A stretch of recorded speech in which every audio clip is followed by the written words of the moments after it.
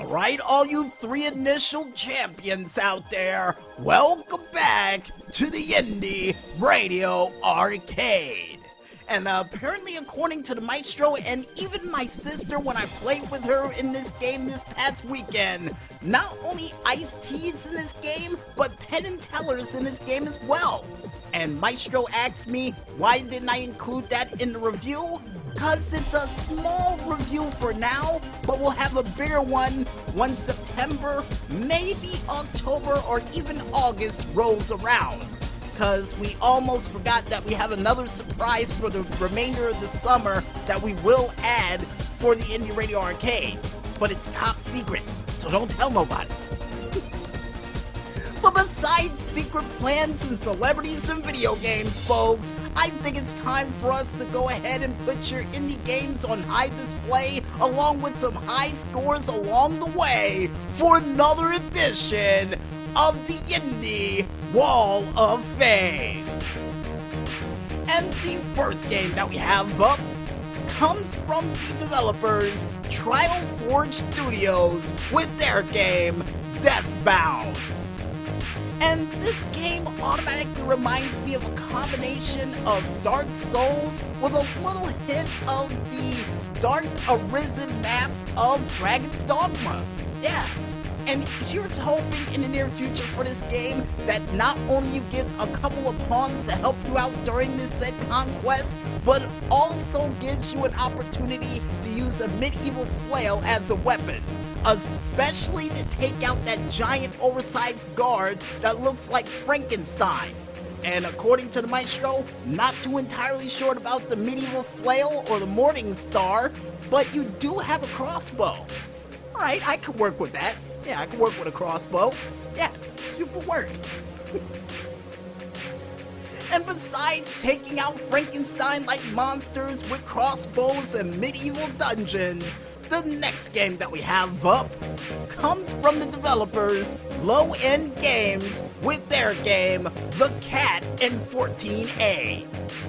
And this game automatically reminds me of a combination of Dick Tracy through the eyes of Tom the Cat with a little hint of LA Noire in there as well. And I think I would have included Rabbit Blanca in there too, but I don't see Sylvester the Cat or Bugs Bunny anywhere to be found in that apartment. And here's hoping in the near future that this cat can actually help solve the case that Dick Tracy's trying to do. And the maestro said, quit calling him Dick Tracy, he's not Dick Tracy, but at the same time, anybody who's wearing a yellow overcoat like that is either the handler for Curious George or Dick Tracy. So it has to be Dick Tracy, maestro. It just has to be Dick Tracy. And the next game that we have up, besides mistaken identity of a guy in a yellow trench coat, comes from the developers IntelliPix with their game Revlium. Yeah, we'll go with the second one. And this game automatically reminds me of a combination of not only the movie Overlord, but with a little hint of Wolfenstein in there as well. Or just a World War II version of House of the Dead, because you're in a warehouse trying to fight infected soldiers. And it may be mutants. And here's hoping in the near future that not only they give you weapons to try to survive, which Maestro said they already have, but also a chance to have a couple of people watch your back as you try to make some form of shelter to try to prevent you from getting eaten alive by these mutants. Or whatever the world they plan on doing to you, which is probably ripping you limb from limb by the look of that one guy who has his head hunched over by one of those bunkers, or one of those bed bunks, or bunk beds, bed bunks. Yeah, that's what I'm gonna start calling bunk beds from now on, bed bunks. But besides me getting the name of beds wrong, folks, the next game that we have up comes from the developers Cogordillo Dog Games, and hopefully we said that right, with their said game Boom Fighters. And this game automatically reminds me of a combination of Super Mario 3D Land with a little hint of Most Extreme Elimination Challenge and Wipeout. And the reason why I say that, folks, is because one of the platforms really does look like that one challenge in MXC, which is not half bad. And here's hoping in the near future for this said game that they give you an opportunity to create your own map and upload it online to challenge your friends. And according to the maestro who's pointing at the description, you can. Nice! Now, a chance for you to customize your own character too would be nice. And the maestro said they have that option as well. Well, since they have all that, hopefully you can make a stage in space and have your gravity affect how in the world some of the puzzles work. And Maestro said he doesn't know if that's a thing, but it could be added in the near future. Okay, I'll go with it. And the last but not least game that we have up for this week comes from the developers Smash Bite Games with their game Snow Mercy. I like to play on words. No mercy instead of no mercy. Nice. And this game automatically reminds me of one of the mini games in Mario Party 3 with a little hint of Bomberman in there as well. And even a little splash of dodgeball in there too. Nice. And here's hoping in the near future for this game that you get a chance to design your own stage, besides getting a chance to build your own army to actually take on another team. And oh, while they're at it, maybe, just maybe, a chance to even take on a couple of the other people in a story mode. Yeah, I would love to see a story mode for this game where the final boss is you have to fight a polar bear in a snow war match. And if you don't know what a snow war match is, it involves this giant oversized wall and a castle where you're launching snowballs at each other until the whole base goes down and the last base standing wins. Hopefully that mode is in the game too. Yeah, it's a good idea. And with all those games out of the way, folks, we now head into the high scores for this week from the Twitter page of @highscore. And the first high score that we have up, hot off the presses too, comes from Bam Mees with his high score of 48,000 in the Commodore 64 game of Beachhead Skill 2. And the next high score that we have up, once again comes from Bam Mees with his high score of 5,808 during the classic game of Space Invaders for the ZX Spectrum, which I think might be a modified version of Space Invaders because those aliens look awfully familiar. And so does that spaceship, even though it looks like a star. So it will work, it'll work. Anyway, next high score that we have up comes from none other than Speedy4759123 with his high score of 128,540, a part of the Android game of Candy Crush Saga under level 6. And apparently it was level 6 out of 5,000? How many levels are in Candy Crush? I never played the game before, but I'm always interested to wonder how far can you take this. Apparently 9,999 levels.